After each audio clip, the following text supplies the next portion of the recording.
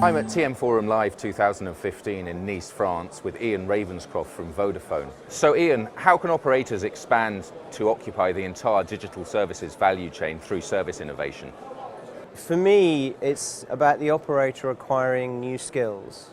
And part of that is about the operators becoming less insular, more open to partnerships, opening up their networks to allow other people to have traffic and services on it, and more concerned about the general activity level and the sophistication of the interactions that are happening across the network. What unique advantages do mobile operators have in mobile money? An operator has typically a lot of customers on a network. Yeah? Those customers are interacting using voice and text bilaterally with each other. And increasingly, customers are interacting with businesses using data across the network. Using the network to carry money is no different. And typically, especially in emerging markets, an operator's network is more pervasive than any other infrastructure. And commerce is about connecting people in a way which people can trust, is secure and safe. And really, those are the elements that an operator can bring to mobile money. Ian, Vodafone M-Pesa has had great success in unbanked markets. How commercially significant is it to Vodafone? The service is hugely commercially significant to the people who use and rely on it every day. I mean, imagine when the service is not there, you don't have any money, your friends don't have any money, you can't pay for your food, you can't pay for your health care, you can't pay even for your journey home. Yeah? Or typically, your bus driver can't accept payment because the only payment he accepts is M-Pesa. So literally the whole economy just comes to a grinding halt. People sit down. They can't do anything. They wait for the platform to come back and they get up. We have had occasions in the long historical past when the service was less reliable, where we had to have armed guards in the stores because people were so angry that the service they relied on wasn't there. Fortunately, those days are long in our past, and Vodafone learned some really hard lessons about when you look after something that belongs to your customers, which is the unique thing about mobile money. You're looking after your customers' money. Typically, a telco is looking after things that it's produced on its network, and it can just produce more of. But if you lose your customers' money, you lose their trust in a big way, and it's hugely significant to the Vodafone customer relationship that we look after that extremely well.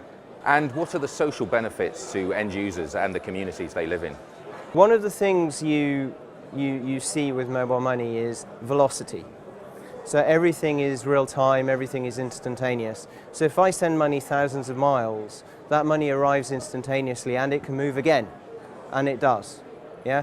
So there's huge confidence and trust built where people who have very little money always know where that money is. It doesn't disappear in between accounts somewhere and reappear a couple of days later, which is what people are used to with the traditional banking systems. It's either in my wallet or your wallet, the same way I would hand over physical cash. And what that means is when somebody rings up and says, please can you send me some goods on the next bus, I'm sending you the money. They know that the goods are on the next bus because they know the money arrived. You haven't got to send the money on one bus, wait for it to arrive, maybe it disappears, maybe the bus driver lost it, and maybe that was all the money you had to buy those goods, and then your business is in trouble because actually the goods don't arrive on the next bus. So it's improved the ability for people to travel and send money home safely, hugely. It's improved security because when people travel, they don't physically travel with cash on them. The cash is locked away in the network. And it means that when people ask for help, it can be given. There are lots of great examples now in Kenya where when there's like when they had some of the recent terrorist attacks, the government publishes a number, Safaricom runs that number for free, and within hours, even in a poor country like Kenya, everyone's given a little bit. Everyone's contributed from their M-Pesa balance, even if it's only a few shillings. And they very rapidly run up hundreds of thousands of pounds. in disaster relief. So that's kind of the example of how it can create a kind of virtual community within the country and really bring people together to support each other. Finally, what are the key trends in mobile money and what is Vodafone's strategy? When people see mobile money, they talk about sending money to each other. And I think what Vodafone and with Safaricom and Vodacom has cracked is the fact that the mobile money platform becomes a meeting place for e-commerce, underpinned by the security and reliability of the mobile network. And so even from the furthest, most remote reaches of some of the most rural parts of Africa, you can carry on electronic commerce. And that's not just between individuals, but between the government and individuals, between companies who need to pay their employees, and also between businesses themselves. So there's an emergence of B2B transactions across mobile money.